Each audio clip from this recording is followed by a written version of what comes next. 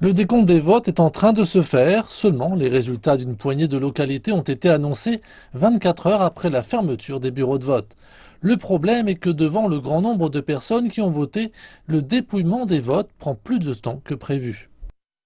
Nous avons plus de 10 000 bureaux de vote qui transmettent les résultats à 3 différents niveaux électoraux, ce qui pose évidemment un défi considérable. Il y a eu un taux de participation record de 75% lors du vote de lundi, ce qui démontre à quel point les Zimbabwéens ont participé au scrutin. C'est une indication que les citoyens s'intéressent de plus en plus aux questions de gouvernance et que cela peut en soi pousser les politiciens à bien se comporter, en particulier en acceptant le résultat de ces élections. Le résultat tardif suscite également des controverses, l'opposition principale revendiquant déjà la victoire. Nelson Chamisa, qui dirige le mouvement pour le changement démocratique, s'oppose au président sortant, Emmerson Mnangagwa.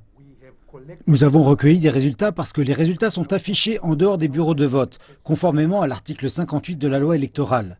Ces résultats montrent que nous avons gagné. Ce n'est pas une réclamation, c'est un fait.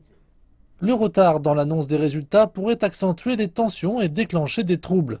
C'est la première élection présidentielle depuis que l'ancien leader de longue date, Robert Mugabe, a été destitué l'année dernière.